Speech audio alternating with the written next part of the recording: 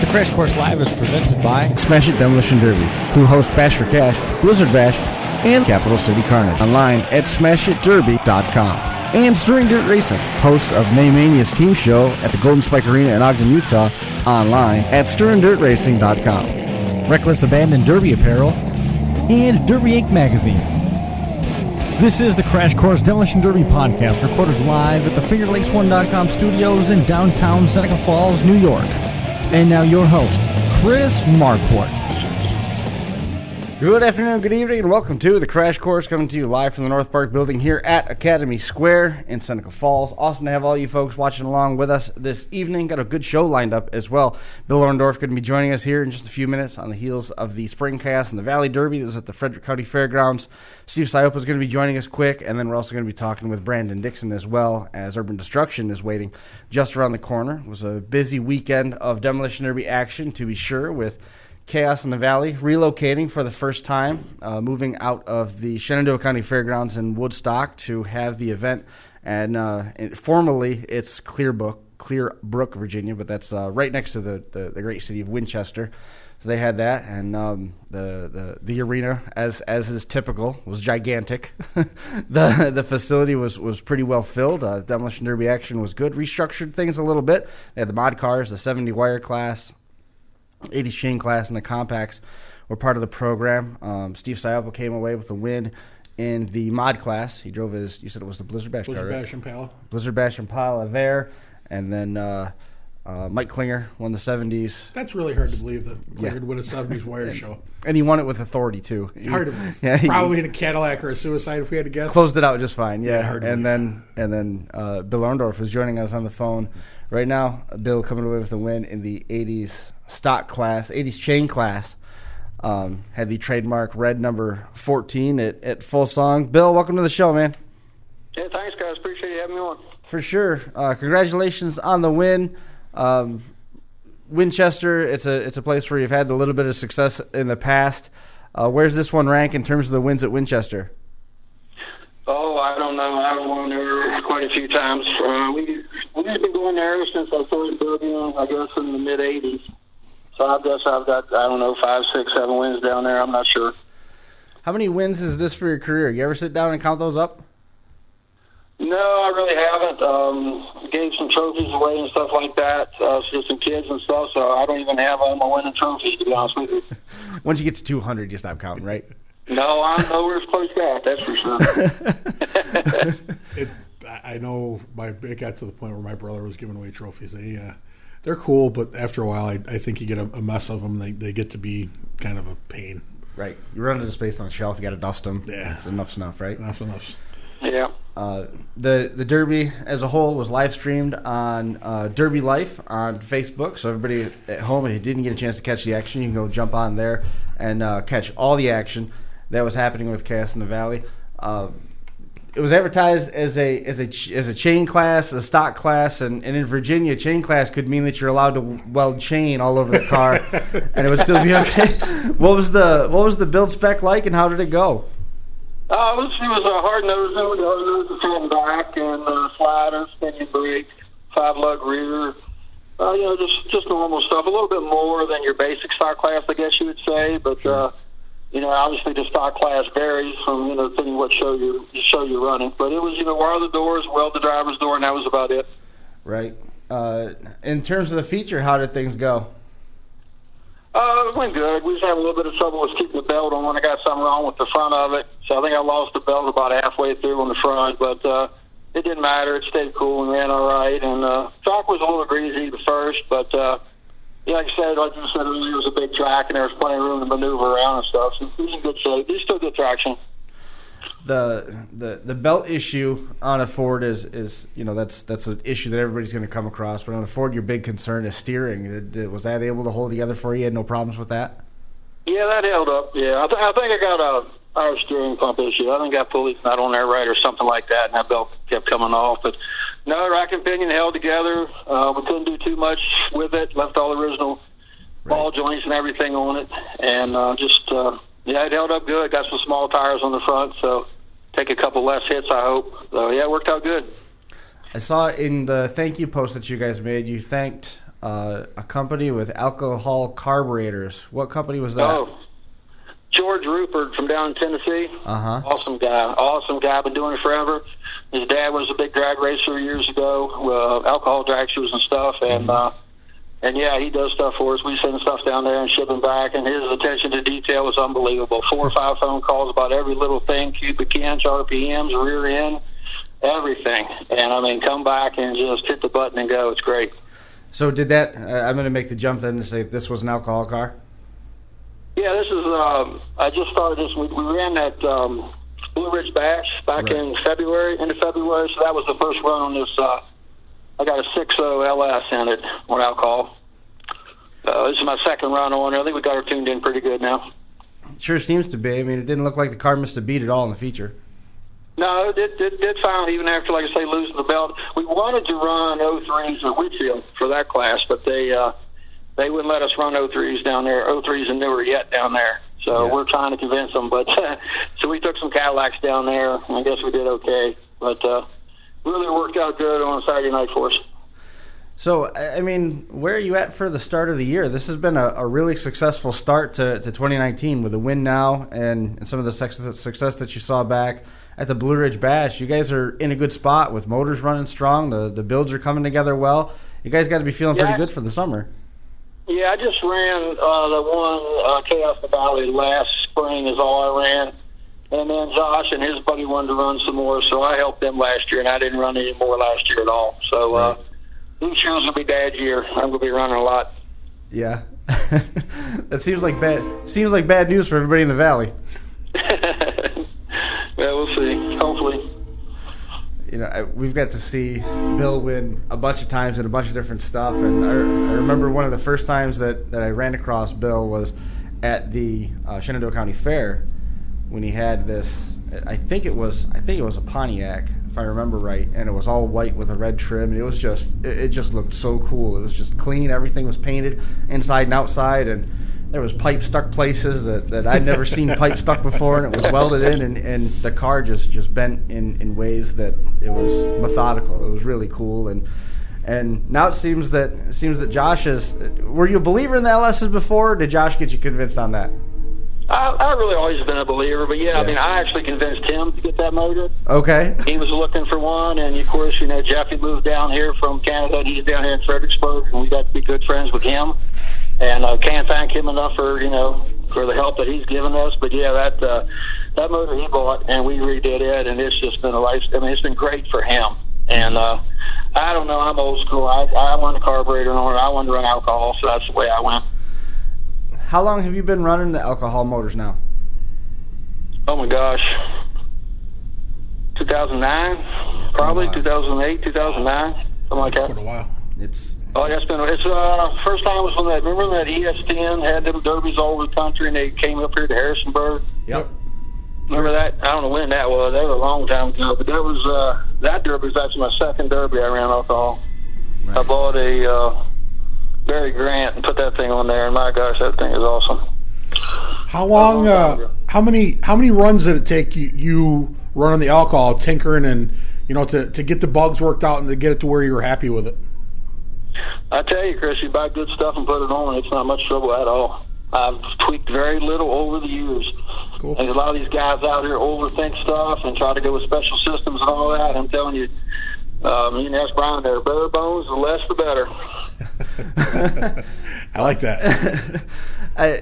It seems almost counterintuitive to think that, and we've had these private conversations with Mike Klinger before, because he was the first person that I really knew of running on alcohol. I had no idea that Bill was running alcohol way back. Mm-hmm. I mean, we're talking 10 years now. But at least, yeah. I mean, it's back then it was a stock pump on a 318 Chrysler, and take your fuel pressure down to 4.5 and hit the button and go, and a little bit of carburetor tune with it, and like I said, I bought that Barry Grant, a little bit of hotter plugs and timing. That was about it. And go. Never looked back from then on. That thing's got that Cat 318's got more wings than head bolts on that thing. That's awesome. But it seems almost counterintuitive, because you've got all of this mystique around running alcohol, and you think that you have to change all this stuff. So the fact that it's so simple to get it up and running to a point where it'll function is one thing, but at the same time, you've got to make sure that your carburetor game is spot on, right? I mean, you can't just – it's not just as simple as throwing a carburetor on. You still have to know what's going into it. Otherwise, you've got all sorts of problems still. Yeah, it's flushing out all the time and very diligently keeping everything clean. And then the second problem that we used to have, it just burned so daggone much. You burn 2 times as much, sometimes, depending on the setup, 2.5 times as much. Oof. So back in the day when all them boys said, all the fairs and everything, 6-gallon tank. But I can't do a 6-gallon tank. I got to have a 16-gallon tank. So as times went on, they adapted to it, and we got bigger tanks and all that. And now I have a couple 16 gallons, and I got a 22-gallon that we run. So, man, but that's like a tail section off a sprint car. That's like a whole tail tank off a sprint car. It's bigger than the tank of my van. It fills the back seat up, that's for sure. And then you got to think about the danger. That's a lot of fuel in the back seat of that car. Yeah, it is. And knock on wood, to this day, for all my years, I've never had a fire with alcohol. Never in my life have I had a car catch on fire yet. Do you run like an actual racing fuel cell, or what do you run for your fuel tanks? Yeah, we run cells. Josh, he still runs a steel tank. They got some Catskills, but all my tanks have bladders in them. Yep. And I'll build an 1/8-inch steel box and put them down in that box, and it's going to take a lot to get to that tank. I don't even need back seat bars and stuff in them. If you get into that, you're not going to go any further than that thing. Yeah, you could drop that thing out of a plane, you're not going to hurt that. We tried that with Chris's equipment once. Yeah, I needed that. Needed that when we went to Winchester. That was one of the things I wondered as well with the running the alcohol. I mean, there's definitely some danger to it, but I'd heard of guys running alcohol, and I'd never really talked to many drivers about it before. Then last year at the Mini Meltdown, Mike Klinger was there, and he had a truck that was obviously running on alcohol. And he sat there, and him and Brett and I sat there and talked for probably 45 minutes just about alcohol and how easy really it is to run, and it's definitely intriguing. I've toyed with the idea of talking to Jason Koch. Oh, he smells cool. About I love the smell of alcohol. Oh goodness, about the idea of maybe flipping one of my Magnums to a alcohol motor, but it hasn't happened yet, but. That might be one of those things I tried before I retired. Just they seem to run so well, and it definitely runs cooler. And I'm not gonna lie, this smell is pretty cool. So yeah, well, you can get scent. I mean, when you get in in the garage and fire it up, you get inside an enclosed trailer. That's pretty rough on you. But once it gets started up, it's not too bad. We made the mistake a couple years ago. We thought it'd be funny to put the marijuana scent in the alcohol, so we had a 55-gallon barrel. Trust me, don't do that. That stuff gets everywhere, stinks like hell, and it wasn't worth it. It was funny the first car, but after that, we hated it. So, I got a marijuana scent. That's crazy. I've always thought that the grape ape additive was cool. Oh, I never liked that stuff. That stuff was always neat. I never liked that. And that's the thing. Like from a young kid, that's what I remember is when the Outlaws would come around, because that's the only thing that ran alcohol around for the longest time. Still real well. I guess the other sprinters do, but. And 360s do. Yeah, the Outlaws would show up, and man, between the speed of those cars and the smell of that fuel, wasn't anything better. But so this summer, if it's Dad's year, can we assume that you're going to run down in Luray, do Woodstock again, hit Cass in the Valley in the fall? No, and next we'll be Bash for Cash. We're taking 2 03s up there, 03 and newers, taking up there and being Josh. So. Cool. That's the next stop. I gotta get everything. I gotta get everything out of this one and get it in another car for that. How many cars do you have left? It doesn't ever seem like anything gets totaled or finished off. You just kind of get bored with it. We don't have a lot. I don't keep seeing out there, but we usually have to buy them and run them. I don't have the 40-acre field that I can hide everything in. So right. We literally got maybe 10 cars at a time at the most. Mm-hmm. I got some old ones stuck back, but mostly we just buy them right off, Facebook and bring them home and strip it. This car that I ran Saturday night, I bought it 3 weeks ago from Good Friend in Pennsylvania. He brought it down and dropped it off, and I pulled it in the garage on Friday night and stripped it out and ran it last Saturday night. So, wow. Usually, if we get better at it, it's going to be a pretty quick build with the 03. So it's obviously just drop the aluminum crater out the front, take the cross member out, everything's going to bolt right in the next car. So. Cool. Once we do that, we ought to be able to turn these things over pretty quick. I'm hoping 2-week builds on every car. do you have bolt-in cages in those too to make that part easier as well? Well, like Bash for Cash, you have to run, you have to run it. You got to keep it pretty much stock. And I've ever seen an 03 cradle, but it's actually got a couple pedestals that goes down and motor sets on those pedestals. So it's a little bit tricky to get it in there. And actually, Saturday night, I went ahead and ran my setup. I didn't have to, but I went ahead and ran a rubber mount setup that I have to run at Bash, and it works just fine. So that's going to be the setup. I don't think I need to change anything. Just to clarify, when you said you were taking the 203s up there, I was thinking kicker class. Are you running in one of the stocker classes then? 80s wire. Okay, gotcha. Yeah, That'll be classes. Fun. Yeah, those classes are awesome. Yeah, they put on a hell of a show. You guys are going to like that. I think, I'll be honest with you, I think half of Virginians will be running that class. Everybody talks who's got a car. It's going to be just like at Woodstock or any place awesome. this summer. Yep, you'll be beating up your buddy, which is fine. For sure. Are you going to be doing the fall show with Cass in the Valley, and is that going to be back in Winchester again?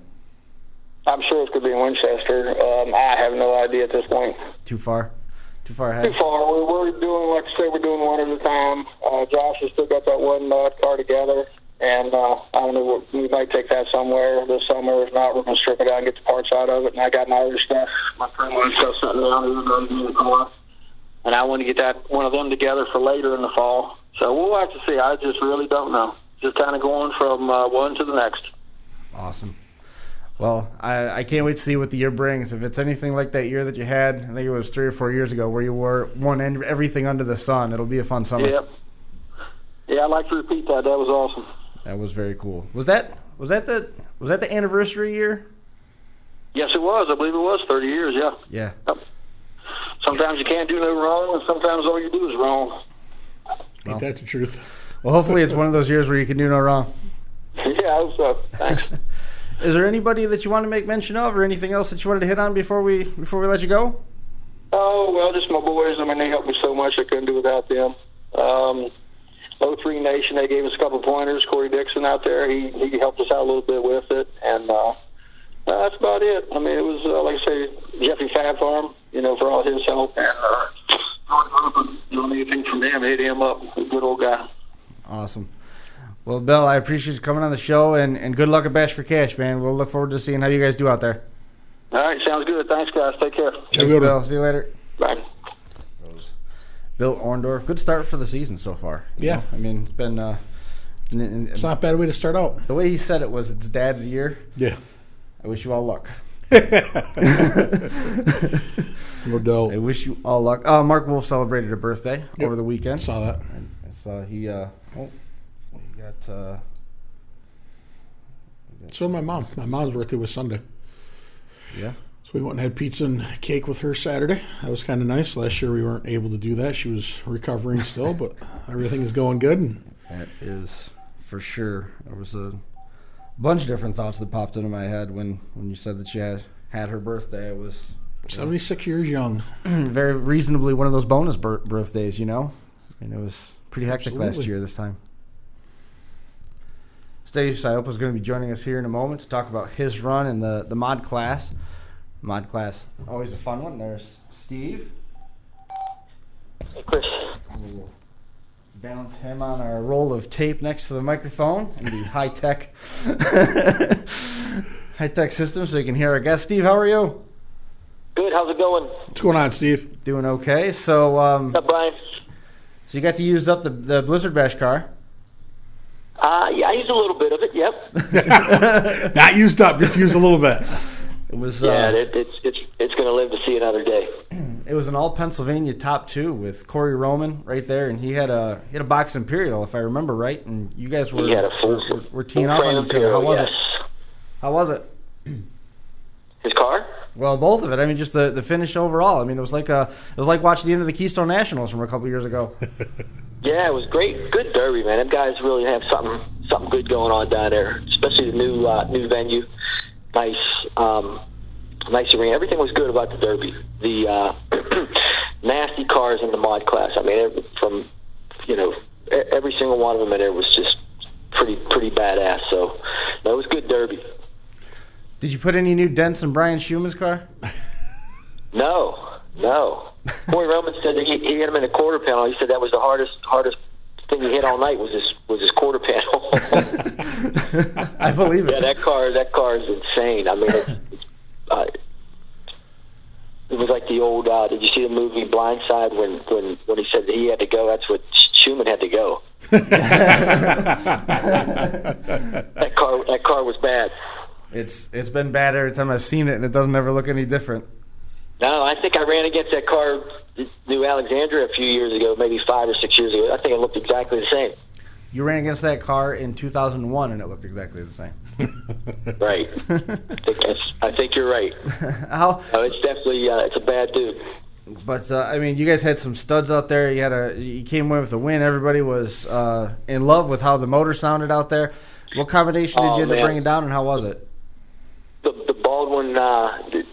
It's really the first time I got to put it to the test, and man, is it impressive! Yeah, unbelievable. The power that thing has is just it's insane.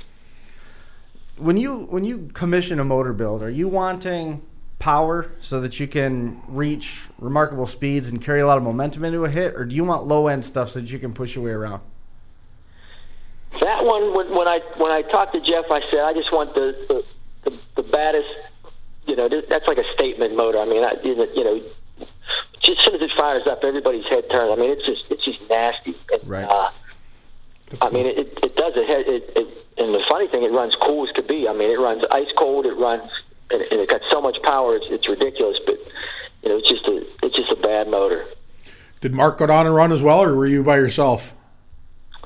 What's that? Did Mark go down and run as well, or were you down there by yourself? No, just me and Corletto, and then of course Corey Roman. But yeah, that's I'm the only one. Mark, I tried talking him into it, but he had other plans. So maybe we'll all go down in the fall, because that's definitely a good derby. It's good to watch too if anybody's going down. I mean, it's a they got all the bases covered with the classes. It's a good derby.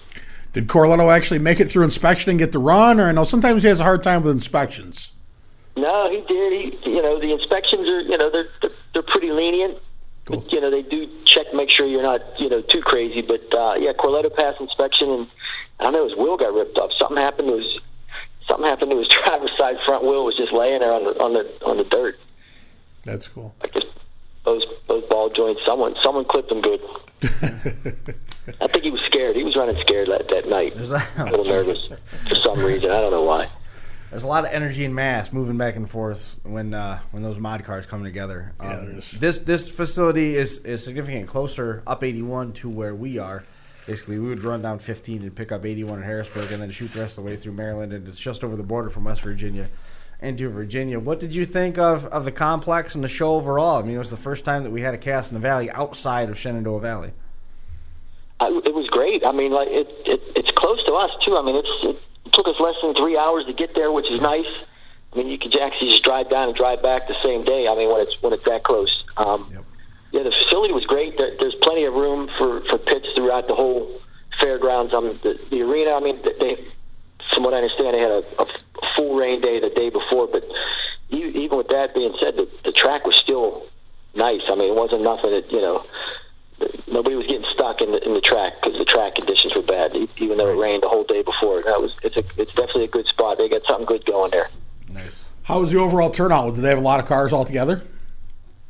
Yeah, there was a good turnout. They had, the pits were full of cars. I looked around in the bleachers too. The bleachers were packed. So I mean, they did well. Good. I guess they advertised well. I mean, like I said, they do have a good thing going, and I'm sure the fall one's going to be even bigger and better. So cool. We just asked our first guest if he has any ideas how many wins that he has. He doesn't know. How many wins does this make for you? Any idea? I don't know. No, a couple hundred maybe. That's crazy. I mean, I got a couple hundred trophies sitting on the shelf, so I'm sure. That's crazy. How many years have you guys been running total? Like, how many years have you been running total? Me personally, I think this is my 30th year. I don't want to give my age away, but man, I've been doing this a long time. Wow, that's awesome. And no end in sight. No, I still get pumped up for it. So no, not at the moment. I'm definitely not. I'm still buying cars. I was going to say, the funny thing is, like 2 or 3 years ago, Steve told me I'm all done buying cars. I'm going to wreck what I got, and I'm all done buying cars. And we see how well that's going. Oh, it's crazy. Just one pops up, and I got to have it. Mm-hmm. You know? Hey, just one question. Out of those 200 trophies you got, how many actually made it into the house? None. Wow. None are in the house. That's terrible. They're at the shop. I got a little shrine at the shop built. So none are in the house. Man, you've had some pretty big wins. I mean, you'd think the boss would let you have 1 or 2 trophies in the house. Yeah, right. No, it'll mess up the decor. Oh, man. That's terrible. It is. Some news Funny. from Cass in the Valley coming out that their fall date is going to be October 19th, 2019, and they have picked up a couple additional events as well. June the 22nd, they're going to be hosting a derby at the Orange County Fair grounds in Virginia. Okay, I was just about to ask that. And then August the 1st is going to be the Augusta County Fair, also in Virginia, not to be confused with Ohio or Georgia or Where they elsewhere. the Masters? Go Tiger Woods, huh? How about that? You can do anything you put your mind to, I suppose. Yeah, absolutely. So when's your next run, Steve? We're doing local shows. I guess there's a local show that I can run that car. Westmoreland County Fairgrounds, June 22nd. It's the WGD promotions, and then I'm going to do the hardcore shows, of course, which they're going to have a championship in September. Keystone Nationals will be there definitely, and then we'll probably wrap it up with Blizzard Bash. Cool. Busy year. Busy year. A lot of cars to build. Thankfully, you've never run out of them. No, I'm done buying cars for real this time. Way too many cars. I'll never be able to use them all. How many? How many? Well, your wife isn't listening, so how many cars you got stashed down there? Oh, I bet I got 20 plus cars, maybe 25 cars. I got a lot of Imperials now. They're making a comeback, so started stocking up on them. That's awesome. That's so cool. Make it Brian grin. Oh goodness. That's the only way to go, right? Yeah, absolutely. It's funny though, because remember the one year we went down to Steve's shop, and he had everything. He had the car that was going to New Alex, and Mark's car was there, and Joey's car was there, but everything else was had. You never would know it was a derby shop. I started walking out on the back hill, and I don't know who it was that yelled at me and said, "Get back away from there." So I must bring him close to something. There may be some security. I was just waiting for the dogs. Mark and Joey, they're all kicked out now, so I think I have six cars in the shop as we speak. Oh my God! Holy cow! I know. Hey, it's a good thing it's a good thing the guy you work for, he's a good guy and lets you have time off to work on your derby stuff. Right, he's great. You couldn't ask for a better boss. That's what I like to hear. Funny. Oh goodness. So you touched on it. It's great to hear, one, that you've been doing it for so long, and two, that you still love it as much as you did when you started. I mean, sometimes stuff does wear on you, and you have some hard points. But I just think it's so awesome that you're and that's the thing is we've been lucky to get to know you guys and a bunch of other people, but you guys, I mean, you, Mark, and Todd are definitely, you can see the enjoyment you're having as long as the inspection goes okay. You can see the enjoyment you guys have, when you get to a track and you really enjoy it. And that's cool to see. Oh, yeah. I mean, you have those nights where I'm done, I'm quit, I'm selling everything, I'm sick of this, sick of this crap. But all in all, that's never going to happen until you're really tired of it. Like I said, I still enjoy it. It's awesome. I like the big shows, where all the hype around them, and that's what makes it fun now. Yeah, definitely. Plus stuff like this is great for derbies too. Absolutely. We try. Try to do what we can. Right, it's moving in the right direction, that's for sure. That's what I like to hear. So we talked about where you're going to be going.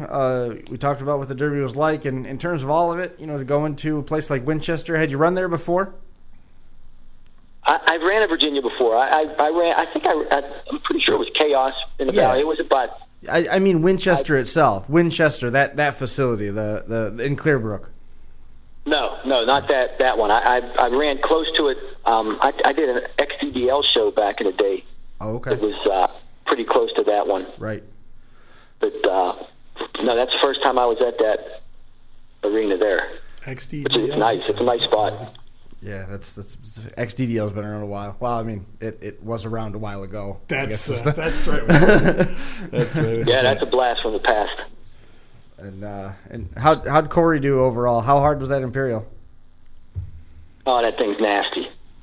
It is. It's to see an Imperial built with today's stuff. It's just fun to see too, man. It was, those cars are heavy to begin with, but you add all the stuff to it, man. It's like a freight train coming at you. You know what else is fun to see?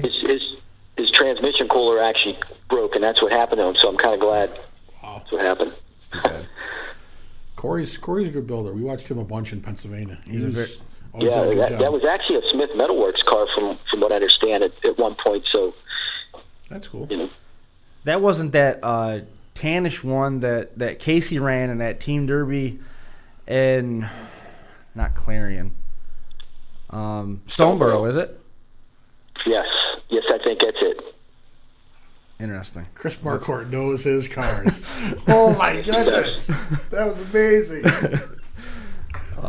So you know the car then. The car is that car's nasty. Well, it looked really similar. It was just a different color. Nothing changed on that car either. So Steve, the question is, you got all these Imperials. I mean, is that going to be the next thing to build when you go back to Chaos in the Valley in the fall? You going to get one of your full framers put together for the show or what? Maybe. That'd be awesome. Actually, I prefer a subframer, so it's probably going to be a subframer. Nice. Yeah, that you guys, the subframers you guys built to take to Ohio last year were pretty nasty. So I think you got them dialed in pretty good. Oh yeah, those are my favorite. They're the funnest cars to drive. I'm actually going to take that one to Keystone in August. Nice. Gonna be some junk made there. Yeah, it'll be fun. For a lot of full framers, so I can't wait to see what it does against a full framer. It's gonna be interesting. Yeah, no doubt. Sure will. Well, I mean, we're on about an every 4-week schedule. We just had you on the show last month about this time. So, talk about May. We'll catch up with you and see what else is going on and see if you finished any of those 6 cars. Hopefully I'm back on. That means I'm winning. So hopefully I'm back on again. Absolutely. Anybody that you want to make mention of before we let you go? Just the usual guys, bros, everybody that helps out. Smith Metalworks for all the good parts I get off them guys. They make some great parts. Who else? I'm trying to think. When you get on a spot, you draw a blank. But those are. Hey, I know usually Big Wayne goes and oversees Todd's run, but did you take Big Wayne with you to kind of run the show while you were there, or what? No, Big Wayne, he didn't make the cut. It's just kind of like a last minute thing. I actually decided last week that I was going to get the Impala ready because I actually let Burroughs run that Impala. He ran that Impala in Florida. Okay. And then Corletta calls, says, bring it to Chaos. I said, well, I don't have anything going on, so I probably will. So it was like last week at this time that I decided to just get it ready for Virginia. That's awesome. That's cool. Did just fine. Absolutely. Did just fine. And there's still plenty of car left, so you get to run it around home now too. Yeah, the car's good to go. It's a good thing you've got we'll 9. We'll have it at Westmoreland Fairgrounds June 22nd for WGD promotions. It's like it's a kicker class, same rules, same type of rules. Cool. Awesome. Well, we'll follow up with you again after you win that one. That sounds good to me. Congratulations again. We'll talk to you soon. All right, guys. Thanks. Take it easy. Steve. There goes Steve Siopp. With all those cars he's got put together, it's a good thing he's got 9 Baldwins kicking around. Right? He's got a couple motors, but you know what the funny thing is though is we talked and he won that big show with the Vortec motor, and we seen him and Steve both win. Him and Mark Crickets win with those Vortecs. They're it's kind of like the precursor to the Magnums. Change the intake and you got a torquey little motor that runs really well. Mm-hmm. For a significantly reduced investment. Yeah, definitely. It was fun. I was thinking as you said that he had those 6 cars in the shop. I'm trying to decide which I would rather eat off of first, the floor or the frames. It's a toss-up. No kidding. It's pretty clean. Yeah, it was clean facilities. I think it was last week there was a picture of somebody hauling 2 Imperials up from Florida, headed for Steve's shop. Nasty. I mean, it is cool to see that a Blizzard Bash mod car can can go toe-to-toe and essentially defeat an Imperial, because it's been so long that the Imperials have been untouchable and they weren't generally accepted. But they're so big and they're so heavy, it's hard to turn that kind of car around in a setting like Blizzard Bash anyway. So to get the rare opportunity where you see those two cars on the same plane go up against each other, and there's really no loser in that one. No. I mean, Corey's just as much fun to talk to as Steve is. Corey's a good dude. Very. It was cool. His cars, they were like his builds are so precise. Like when the year we did all those shows, Reckless Warriors tour, like his caddies would bend precisely. 14 was it? Something like that. Yeah, 14. Them caddies would belt. Every one of them would bend pretty much the same way. Obviously, they're a little different here, but they were Roman's cars. Yeah. They would bend the same way, and just a really good driver, really good builder. I mean, that was a lot of fun when we were doing that. David Day. Yeah. Tyler Smay? They had the Thunderbird, the red Thunderbird. Yep. Yeah, that was it. I mean, we saw Corey a bunch of times. We saw a lot of good guys. All three of the Cioppas. Troy Tag was there once. Remember? Yeah. Right on the that's true. Burn the transmission up. Who was it? Davey Chapman from Ohio. Chapman. Remember, he brought that Cordoba to the one show, and it just came apart. Yep. He was not impressed with that Cordoba. He ran a bunch of Fords too. Yeah. Old Fords. Yeah. Mike DeFriesche was there. I'm trying to think of the guy's name that had the black car with the orange roof sign, and I can't place it. The what roof sign? It was an orange roof sign. It was a plasma cut roof sign. I think the number was 005. I think it was 005, but he was a stud driver too. He had a couple of black roundbacks. Quinslers were there. Mm-hmm. Josh, I always said his name wrong. I think it started with an E. He was there quite a bit. I always said his name wrong, and everybody always laughed. And then Psycho ran a bunch of those. Oh yeah, yep, yeah. He was around for a bunch of them. It was a good time. I mean, it's like that's a who's who of that part of Pennsylvania too. Oh yeah, Western Pennsylvania. That's where it's at. Yeah, that facility there, that was just about perfect for Derbian. Sure was. You know another facility that's just about perfect for Derbian? The Ross County Fairgrounds. Hey, good segue. Nice Chillicothe. job. Bash for Cash 2019, Chillicothe, Ohio. The near Big Rack Kicker class paying $11,000 to win. The DerbySteeds.com Turn Back the Clock class $11,000 to win. The DEC Headers Compacts $11,000 to win. The 80s and newer Pro Stocks are paying $7,000 to win.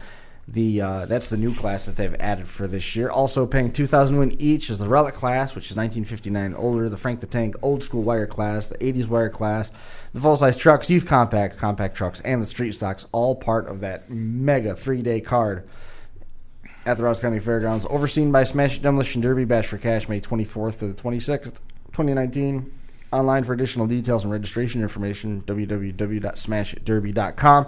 And the footage will be available on the air on derbynation.tv.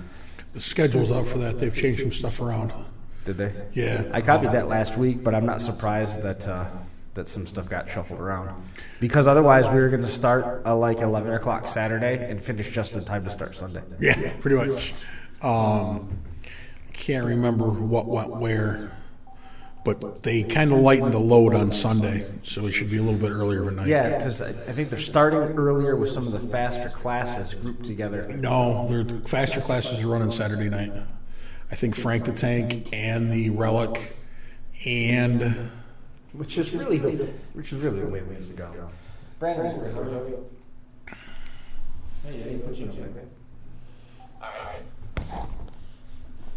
you could have got finished your thought. I was listening to what you were saying. I was trying to remember. It's online. I've seen it a bunch of places. Tim shared it all over. Smash It shared it a bunch. But the heats for the compacts are Friday night, and there may be one other event Friday night, and then Saturday I think they added Frank the Tank, the Relic class, maybe 80s and newer wire class. I'm not sure. I don't want to misspeak, but it's out there. Yeah, we'll track that down and give a full recap of it next week, and we'll have that together for everybody. We've got one Brandon Dixon joining us on the line. Brandon, how are you? Hey, how's it going, guys? Going just fine. How's things going for you as Urban Destruction gets closer and closer? Getting everything staged and ready. Yeah. Just another show, man. Just another derby. No big deal. He's used to this stuff now. It just doesn't even give him headaches anymore. No stress. It's all easy, right, Brandon? There's still all the excitement of getting things together, and you don't ever want to miss anything. You don't want to get complacent. That's true. I mean, how difficult is stringing together a number of successful derbies? How easy is it to become, to use your word, complacent, to fall into that trap where everything's going good, it's basically turnkey, and to start missing some of the fine details? Well, we've done that a few times. We've had a few shows where we've missed a few things, like we were doing a county fair that was kind of local to us. Mm-hmm. And you think, after you've done a few, it's like just riding around with training wheels on your bike. But we pull up, I'm getting stuff out of the tote, and I look in there, I'm like, hey, who packed the flags? Or didn't pack the flags? They're like, oh, crap. Right. Wow. So, I mean, what do you do? To get drivers' attention without any flags. So we had to run about an hour back to the house and get the other tote that had flags and headsets. Well, I mean, at least it was only an hour. Right. We've gotten places before and had mispacked the wrong end on a cable or something and had to run back to Best Buy or something. I was going to say, go to Target. Or hit one of the local electronic stores because you don't have the luxury of just scooting back to the house to get it. At least it was only an hour away. Yeah, it wasn't too bad. We found it early. It wasn't like, hey, we're fixing to start the heat, get the tote out and get your stuff ready. I mean, it was pretty much when we pulled up, so we had plenty of time to recoup, but still makes you nervous that you don't want to forget things, especially when you're 4 or 5 hours from home. Sure. No. How far is the drive to Evansville? It's not bad. That's pretty much my hometown, about 45 minutes from my house to the track. Right. That's not bad. How many trips to the track do you make the week of the Derby? I haul. There's a company local to the fair that rents out golf carts, and I haul 4 or 5 loads of them for people to rent. And I haul 4 or 5 loads of skidsters and 2 campers, an enclosed trailer. I don't know. I would say easily a dozen trips. 45 minutes one way. It's keeps you busy. Yeah. So usually my Wednesday and Thursday is usually getting everything to the facility. So this is the first year that we use an automotive lift at Urban, so that's another trip that we have to pack onto it. But I talked to the company that has golf carts into hauling all those for us this year, so that'll save me a few trips. It most definitely will. Tell me a little bit about the event itself, where things are at. Everybody can tune in and watch all the action on DerbyNation.tv. Of course, Friday night is opening night, and then Saturday night we're naming all of our champions. What have we got for the event as a whole? Yeah, you hit it on the head. Friday we'll have the heats. We'll have a metric, like 80 and newer type heat. Then we'll have a heat of old iron, and then we'll alternate those until we're out of cars. And the top 3 or 4 from each heat will qualify to the main event. We'll run the main event on Saturday.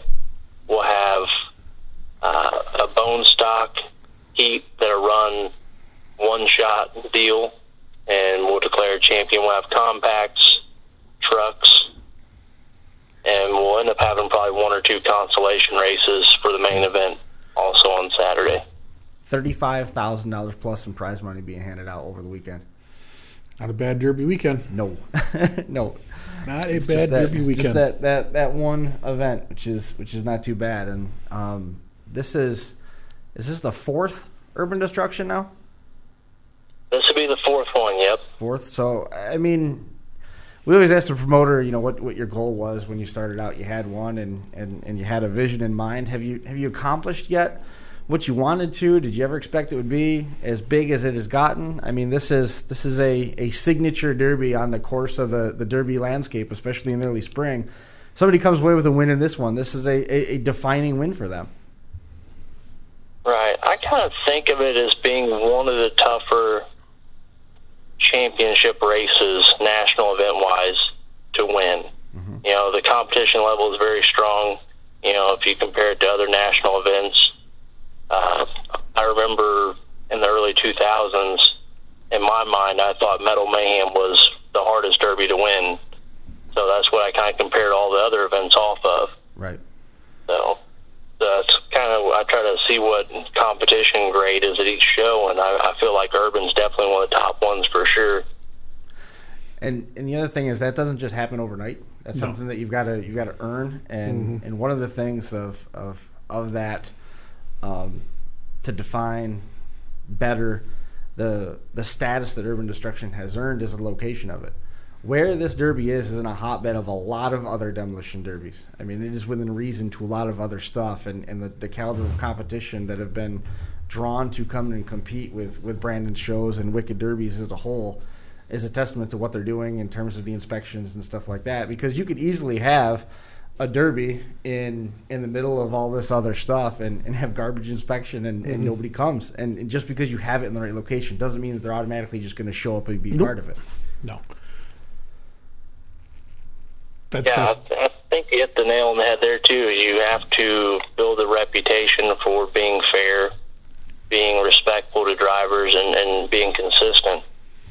And, each year I think we've grown as a company, and the drivers have kind of started to filter in from different areas. We had a lot of different northeastern drivers at Redneck Rumble this year, Pennsylvania and West Virginia and New York. And so I think we've gained some, I guess, coverage, or, we've got that respect, or however you want to call it, to get those guys to trust us enough to travel the 12, 14 hours to come run for us.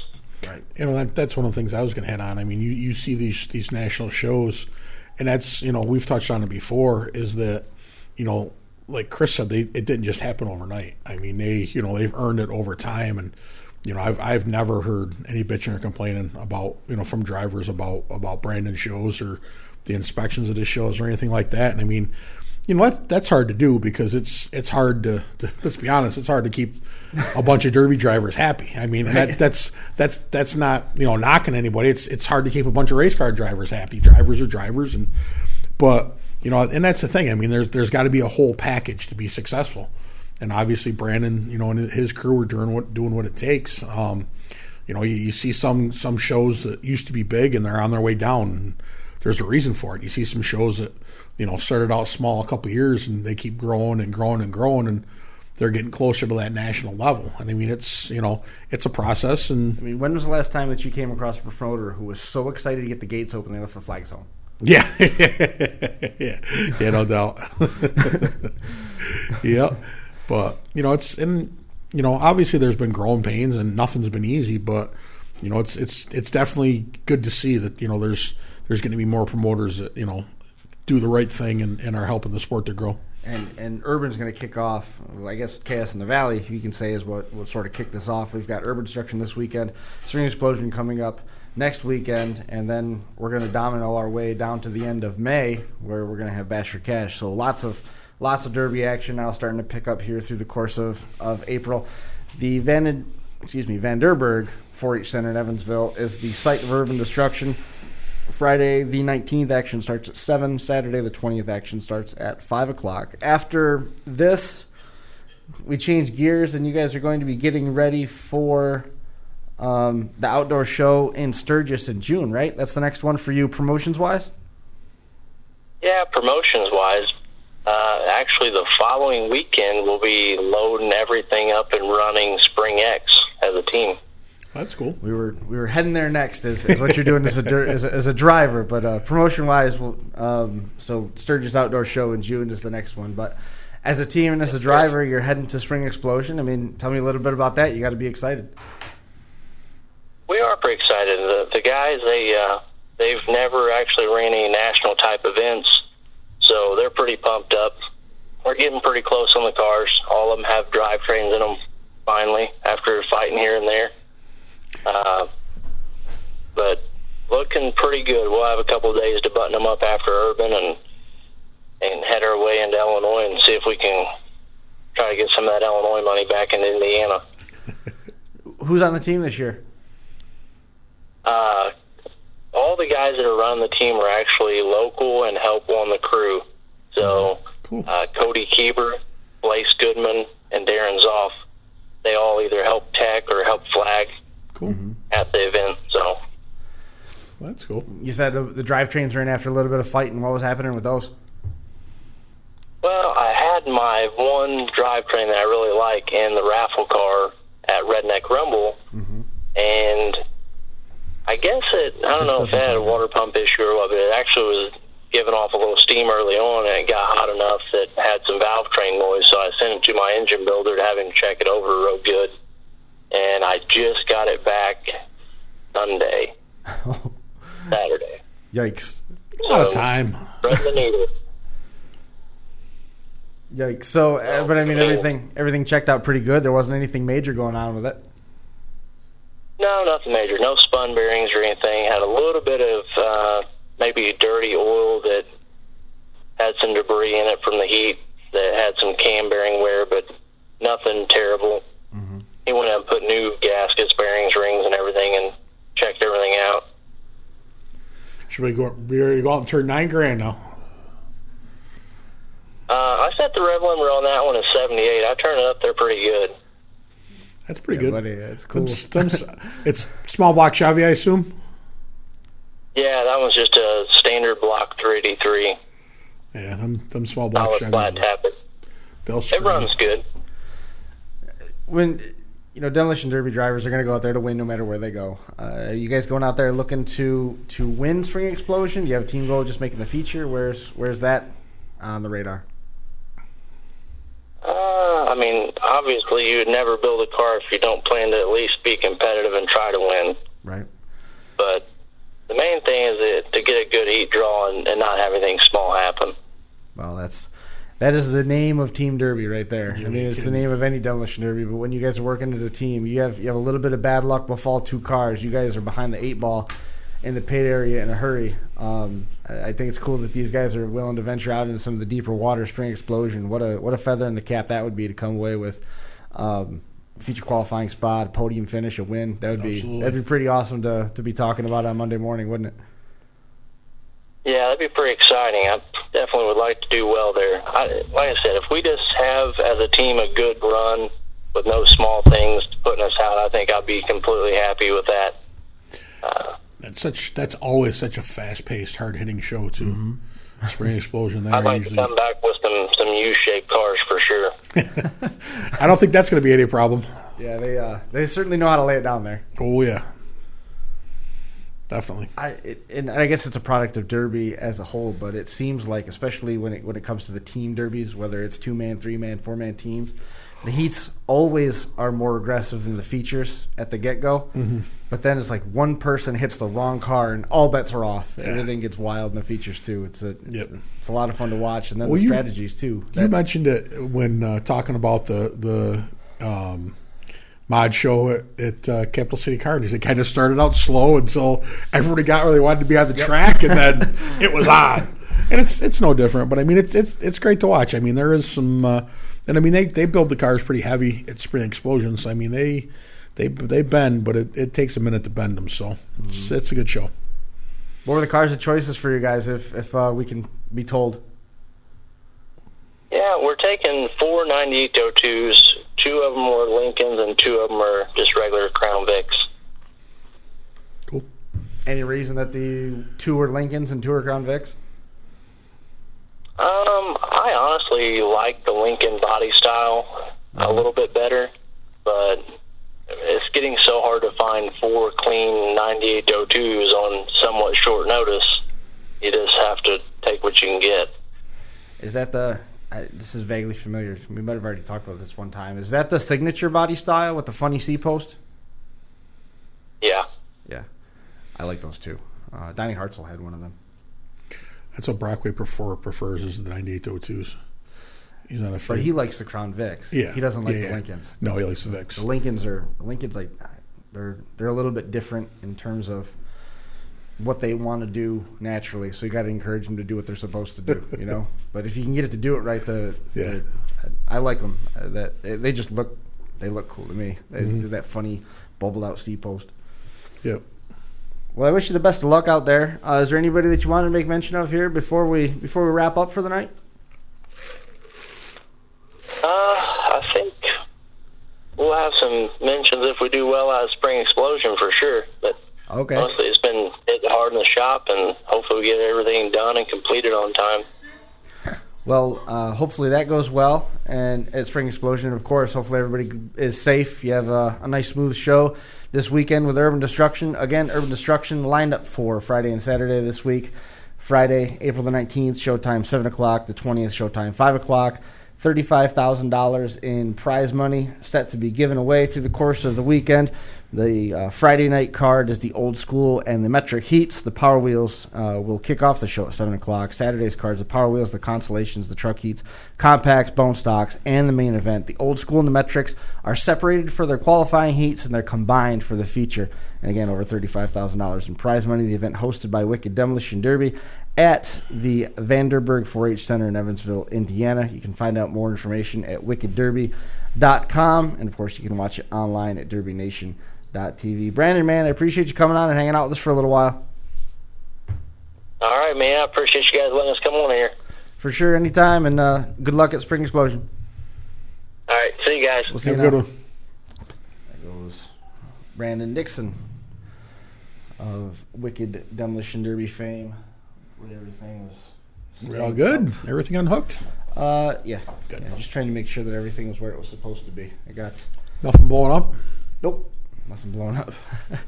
However, before. I was reliving, I think it was Dunkirk, when we had all those tornado warnings coming through, and we got some photos from the folks out in Western New York that were holding on to hail the size of their palms. They looked like turtles in there, and remembering the wind kicking up and stuff flying all over in the rain. And just, I just slept through all that last night. Dunkirk doesn't get tornadoes. They get wet microbursts and bomb cyclone snowstorms instead of blizzards. Everything gets renamed a little bit different in the greater Buffalo area, I guess. Dunkirk's a cool place, huh, Chris? This is one of the best derbies to ever watch on earth. Never made it to that one. Hammer and Hank invited me up to watch this year. I have to see what the schedule looks like. Maybe I'll sneak away for... Don't turn it down. You'll want to go. For a few hours.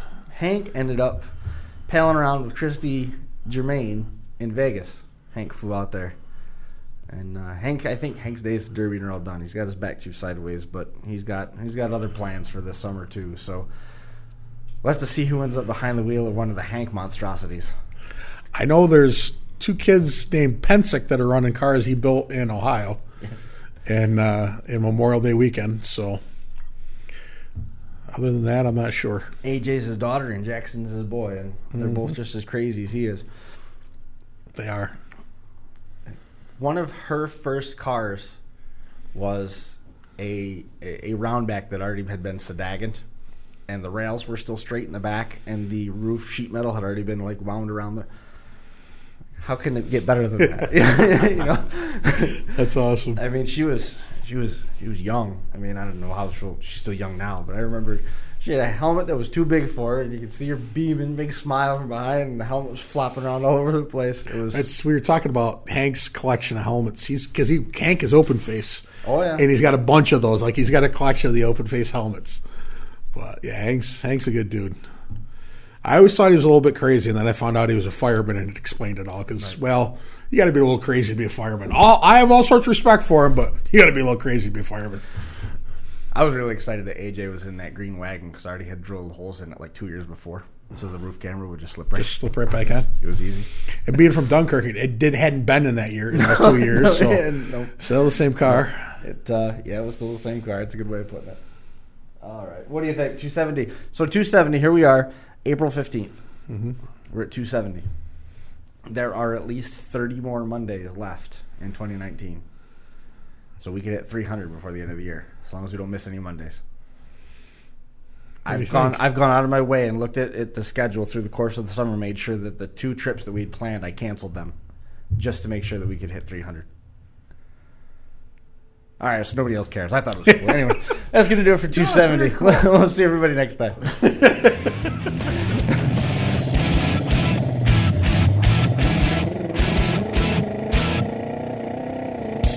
Crash Course Live is presented by Smash It Demolition Derby, who host Bash for Cash, Blizzard Bash, and Capital City Carnage. Online at SmashItDerby.com.